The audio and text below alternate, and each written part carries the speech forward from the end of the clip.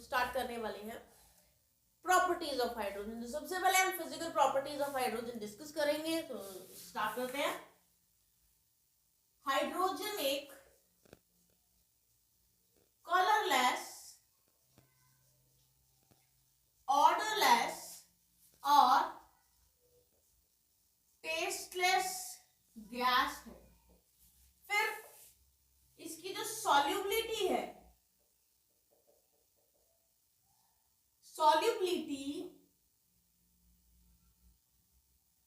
is less in water, मतलब ये पानी में कम soluble है, या फिर हम कह सकते हैं less soluble in water, कारण due to its non polar nature. अब हाइड्रोजन है नॉन पोलर नेचर का, तो ये कहाँ ही पोलर सॉल्वेंट में इतना डिसॉल्व होगा भी तो बहुत ही स्लाइटली सॉल्युबल होगा। नेक्स्ट पॉइंट देखिए, ये अब तक की लाइटेस्ट नोन गैस है, सबसे हल्की। जितनी गैस में पता है सबसे हल्की यही है। अब देखिए 1 लीटर अगर हम ये गैस ले लें और हम नॉर्मल टेम्परेचर और प्रेशर पे लें तो इसका वेट 0.182 ग्राम होगा। देखिए 1 लीटर में कितनी कम गैस है हाइड्रोजन, 1 ग्राम भी नहीं है पूरी तरह से। तो देखिए फिर हम बात करते हैं क्रिटिकल टेम्परेचर की। तो क्रिटिकल टेम्परेचर जो है ना, जिसे हम CT से इंडिकेट करते हैं, for hydrogen is very low, बहुत कम क्रिटिकल टेम्परेचर। अब याद तो होगा क्रिटिकल टेम्परेचर क्या होता है, पिछले चैप्टर्स में पढ़ के आए हो। क्रिटिकल टेम्परेचर वो टेम्परेचर है जिससे अबव कोई भी गैस लिक्विफाई नहीं होती। क्रिटिकल टेम्परेचर से नीचे वाले टेम्परेचर पे गैस लिक्विफाई होगी, above it's no gas can be liquefied. तो इसका क्रिटिकल टेम्परेचर काफी लो है। कितना है? 33.2 केल्विन है। इसलिए ही it is extremely difficult to liquefy hydrogen. इसीलिए ही हाइड्रोजन को लिक्विफाई करना काफी मुश्किल है, लेकिन लिक्विफाई तो करना पड़ेगा। गैसेस फॉर्म में इसको यूटिलाइज करना, स्टोर करना is not easy, not feasible. तो लिक्विफाई तो करना पड़ेगा। तो लिक्विफिकेशन कैसे होगी? तो देखिए, the liquefaction can occur only below critical temperature. वो तो हमें पता है, क्रिटिकल टेम्परेचर के बिलो ही इसकी लिक्विफिकेशन होगी। और हमें साथ में अप्लाई करना पड़ेगा प्रेशर। तो टेम्परेचर रखिए क्रिटिकल टेम्परेचर से कम और अप्लाई कर दीजिए प्रेशर, तो ये लिक्विफाई हो जाएगा। फिर जो लिक्विड हाइड्रोजन है, इसका बॉइलिंग पॉइंट 20.4 केल्विन है और फ्रीजिंग पॉइंट इसका 13.96 केल्विन है। तो ये हो गई फिजिकल प्रॉपर्टीज ऑफ हाइड्रोजन।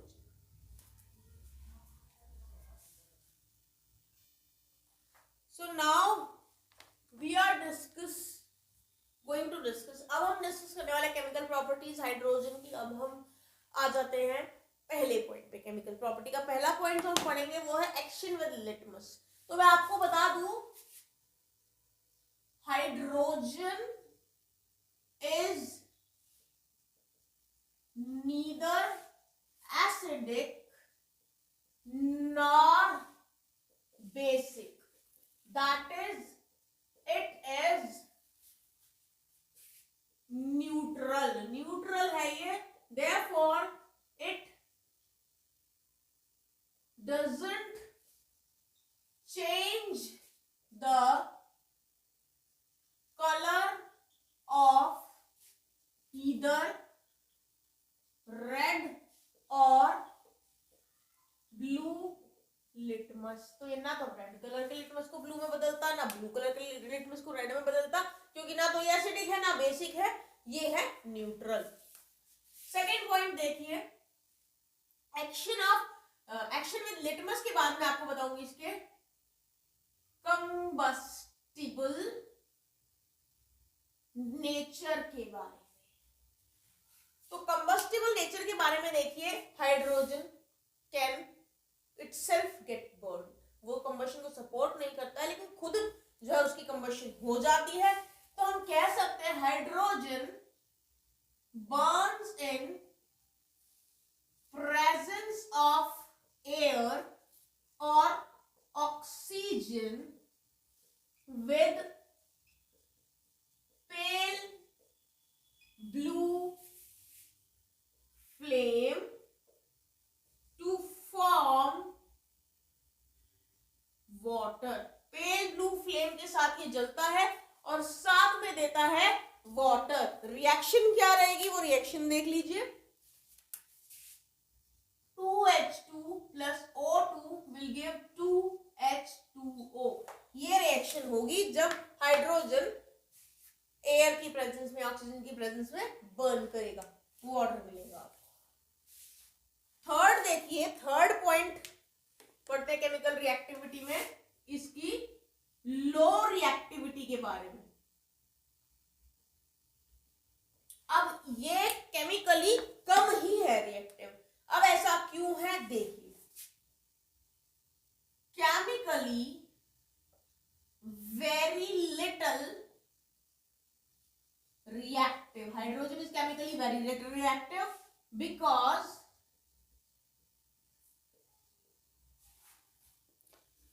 क्योंकि इसकी बॉन्ड डिसोसिएशन एंथैल्पी जो है ना, it is very high, right, which takes place at 2000 kelvin और इसकी बॉन्ड डिसोसिएशन एंथैल्पी है 435.9, राइट। केमिकली कम रिएक्टिव है क्योंकि इसकी बॉन्ड डिसोसिएशन एंथैल्पी हाई है और बॉन्ड डिसोसिएशन इसकी होती है 2000 केल्विन के आसपास। और ऐसा क्यों है? This is due to its small size, इसके स्मॉल साइज की वजह से ऐसा है। नेक्स्ट हम पढ़ेंगे इसका action with non metals. Non metals के साथ ये कैसे एक्ट करता है वो पढ़ेंगे। तो हमें इस चीज का पता होना चाहिए, ये कंबाइन करता है नॉन मेटल्स के साथ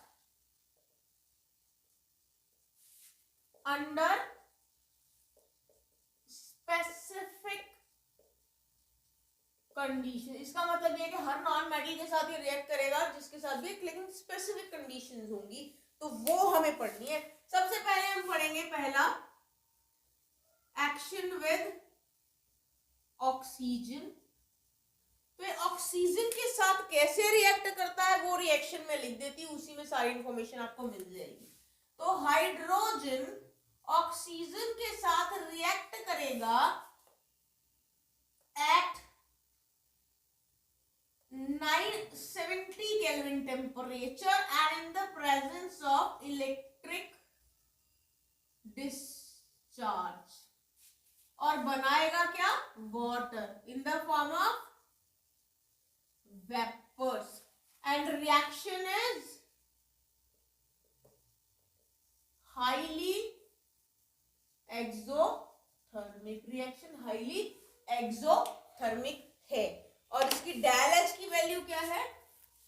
मतलब डेल एच जो है इसका एंथैल्पी -92.6 किलो जूल पर मोल होगी, इतनी ज्यादा हाई, मतलब 92.6 किलो जूल पर मोल एनर्जी रिलीज होती है इस रिएक्शन में।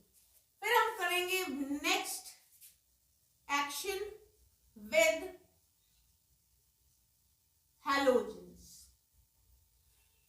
जो हैलोजेंस की रिएक्टिविटी है उसका एक सीक्वेंस है। तो देखिए, रिएक्टिविटी विद या फिर reactivity of halogens with hydrogen is, in fact मैं बोलती हूँ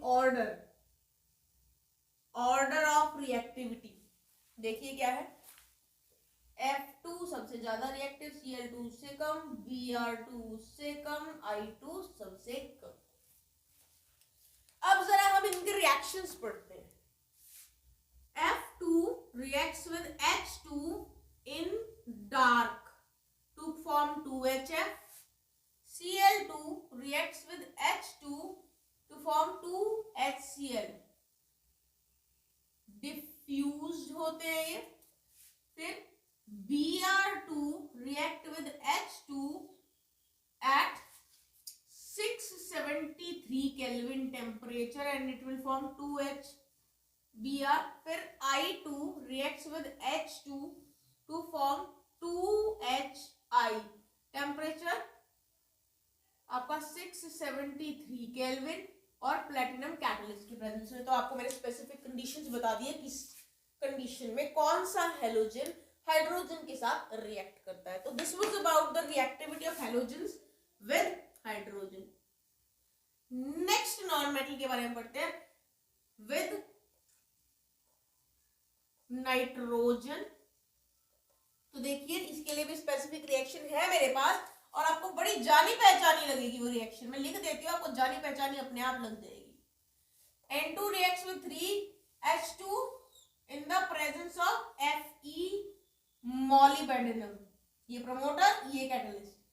673 केल्विन पे और 200 ATM प्रेशर पे ये बनाएगा 2NH3, मतलब अमोनिया। यहाँ पे डेल H की वैल्यू है -92.6 किलो जूल पर मोल। तो याद आ जाएगा आपको ये रिएक्शन, ये है Haber's process for the formation of ammonia. फिर देखिए नेक्स्ट विद सल्फर। सल्फर के साथ भी रिएक्शन करते हैं।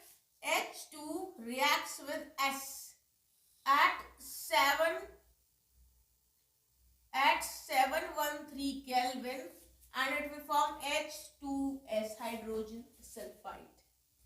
फिर उसके बाद नेक्स्ट रिएक्शन हम करेंगे विद कार्बन। तो कार्बन के साथ कंडीशंस अलग, प्रोडक्ट अलग। तो देखिए, कुछ तो लिख रही हूँ, carbon plus 2H2 will give CH4, ये है मीथेन, राइट, 375 केल्विन पे। उसके अलावा carbon plus hydrogen will give C2H2, यह है एसिटाइलीन, इथाइन बोलते हैं इसको। ये होगा 2775 केल्विन। तो ये हो गया action with non metals hydrogen के साथ इनकी रिएक्टिविटी। नेक्स्ट केमिकल प्रॉपर्टी करते हैं, that is action with metals. यहां हम पढ़ेंगे हाइड्रोजन का रिएक्शन मेटल्स के साथ। तो देखिए, hydrogen combines with metals like sodium, potassium, calcium, etc. upon heating to form ionic hydrides। ionic hydrides बनेगा जिसको हम सॉल्ट लाइक हाइड्राइड्स भी बोलते हैं।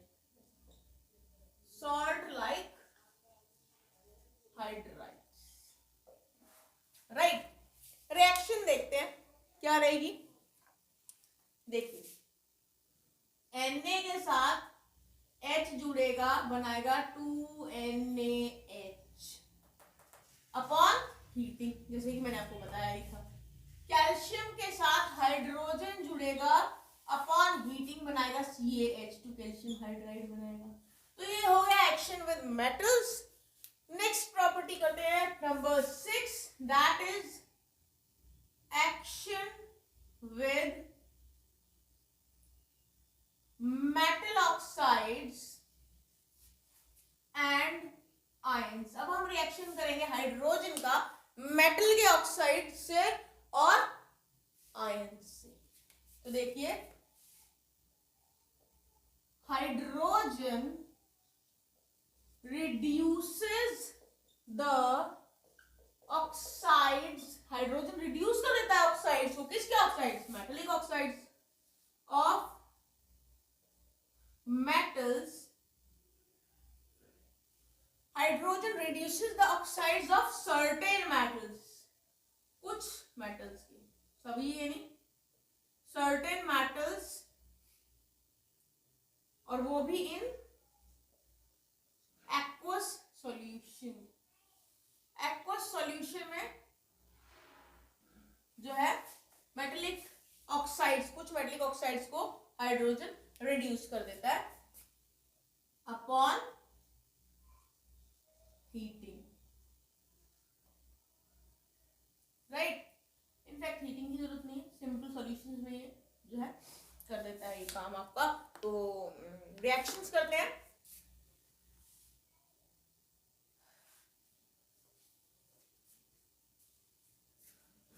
तो हीट, कुछ मेटलिक ऑक्साइड्स को हीट कर भी देते हैं, कुछ को सिंपली भी हो जाता है। तो लिख ही देते हैं सॉल्यूशन अपॉन हीटिंग। तो हम लिखते हैं, कुछ रिएक्शंस लिखते हैं, कौन से कैसे रिएक्शन, कौन से ऑक्साइड्स को ये रिड्यूस करता है। तो देखिए जैसे ये है कोबाल्ट ऑक्साइड, हाइड्रोजन की प्रेजेंस में ये बनाएगा, ये रिड्यूस हो गया, ऑक्सीजन रिमूव हो गया और साथ में H2O बन जाएगा, राइट। फिर निकल ऑक्साइड हाइड्रोजन के साथ रिएक्ट करके निकल रिड्यूस हो, निकल में और रिड्यूस हो जाएगा ऑक्साइड से और H2O बन जाएगा। तो यहां मैं आपको बता दूं, जनरली वो मेटल ऑक्साइड जहां रिएक्ट करेंगे हाइड्रोजन से, क्योंकि मैंने सर्टेन लिखा है, सभी का नाम नहीं लिखा है, जो आयरन से कम रिएक्टिव है। So generally metal oxides less reactive than Fe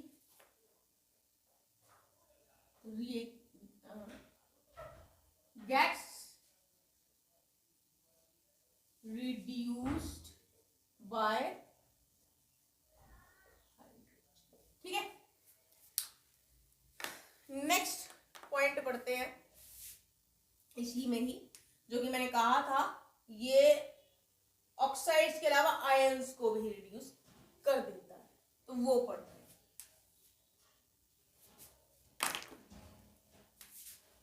तो मैं बता देती हूँ, it also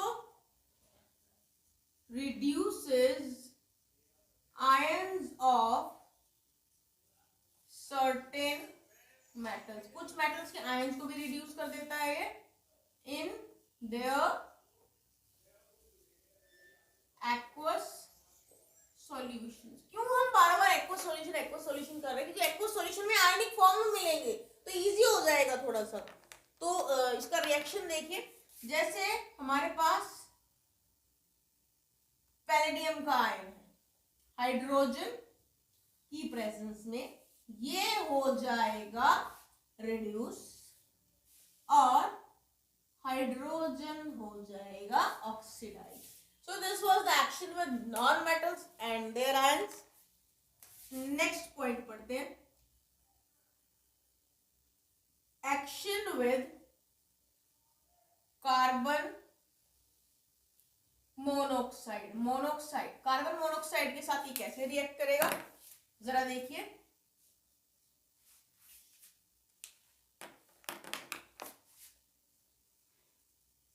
combines with carbon monoxide at 573 Kelvin under 200 atmosphere pressure in presence of catalyst ZNO and Cr2O3 to form methyl alcohol. तो देखिए क्या कहा जा रहा है, रिएक्शन में आपको सारी बातें समझ में आ जाएंगी। तो जरा देखिए, कार्बन मोनोऑक्साइड रिएक्ट करेगा हाइड्रोजन के साथ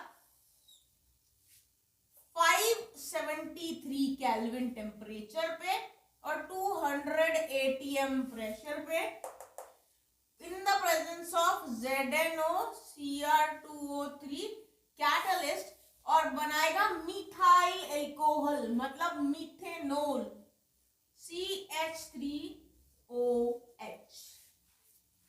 तो ये हो गया आपकी रिएक्शन। एक और केमिकल रिएक्शन,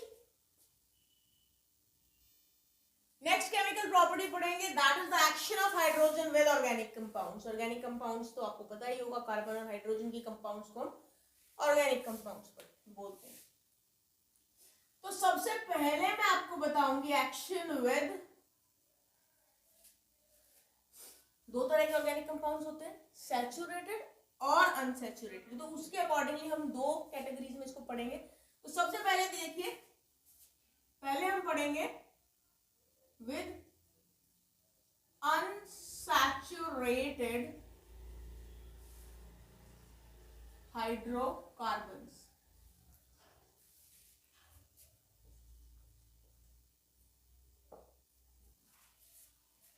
राइट, अनसैचुरेटेड मतलब जिसमें डबल या ट्रिपल बॉन्ड प्रेजेंट हो। ये बात तो आपको पता ही होगी ऑलरेडी, 10th क्लास में कार्बन एंड इट्स कंपाउंड्स वाले चैप्टर में आपने ये चीज पढ़ी। तो देखिए, when the vapours of hydrogen are passed through unsaturated hydrocarbon with triple or double bonds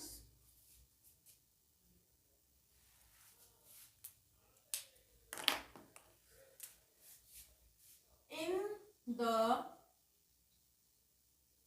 presence of निकल या प्लेटिनम या palladium at 473 Kelvin, they are converted into saturated hydrocarbons. Right, तो हाइड्रोजन वेपर्स को जो हम पास करेंगे अनसैचुरेटेड हाइड्रोकार्बन्स के ऊपर निकल, प्लैटिनम, पैलेडियम कैटलिस्ट की प्रेजेंस में इतने केल्विन पे, तो वो अनसैचुरेटेड से सैचुरेटेड हाइड्रोकार्बन बन जाएंगे। देखिए, जैसे कि मैंने लिया CH2 डबल बॉन्ड CH2, ये है इथीन, इसमें हाइड्रोजन ऐड करेंगे इन द प्रेजेंस 473 केल्विन टेम्परेचर और निकल या प्लैटिनम या पैलेडियम कैटलिस्ट की प्रेजेंस में, तो ये कन्वर्ट हो जाएगा CH3CH3, ये इथीन से इथाइन में कन्वर्ट हो जाएगा। ऐसे ही अगर मैं इथेन में कन्वर्ट हो जाएगा। अगर मैं ले लेती हूँ इथाइन ट्रिपल बॉन्ड वाला, इसमें हाइड्रोजन ऐड करती हूँ सेम कंडीशंस पे,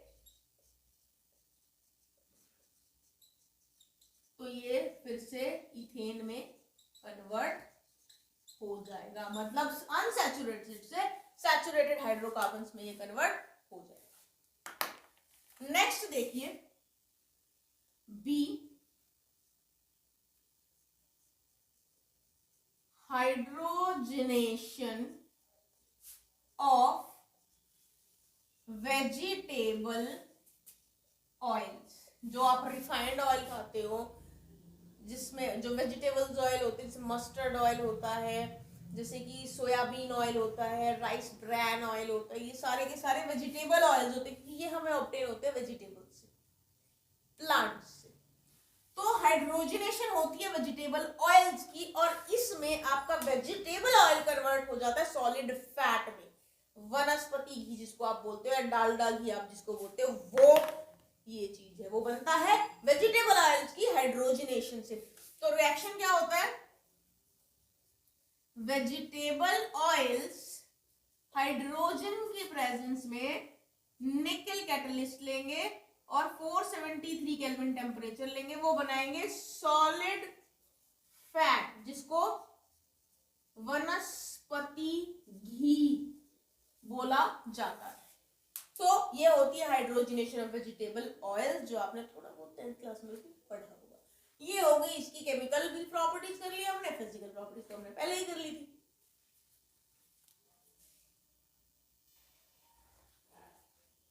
हाइड्रोजन के बारे में इतना जानने के बाद अब फायदे की बात पे आ जाते हैं।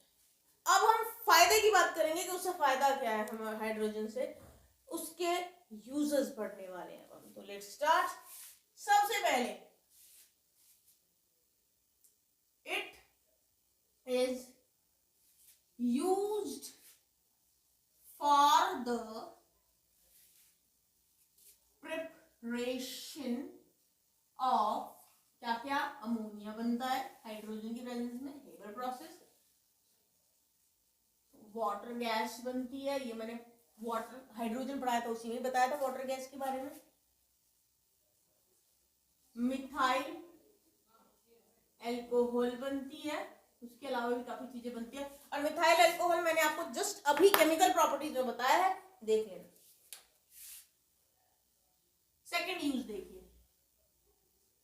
ये काम आता है हाइड्रोजनेशन में, किसकी, अभी बताया, वेजिटेबल ऑयल्स की हाइड्रोजनेशन में काम आता है। फिर देखिए थर्ड पॉइंट, ये काम आता है प्रिपरेशन में, like HCl gas. HCl gas की प्रिपरेशन में काम आता है। और मैं आपको बता दूं, जब HCl गैस को डिसॉल्व करते हैं ना पानी में, तो वो हाइड्रोक्लोरिक एसिड देता है। सो HCl gas gets dissolved in water to form hydrochloric acid. तो एक तरह से हाइड्रोक्लोरिक एसिड बनाने के भी काम आता है हाइड्रोजन। फिर देखिए यूज नेक्स्ट, एटॉमिक हाइड्रोजन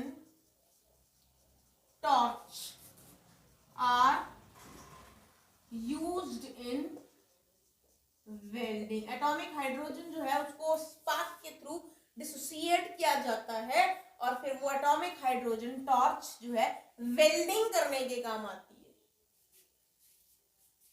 5 देखिए, it is used in rocket fuel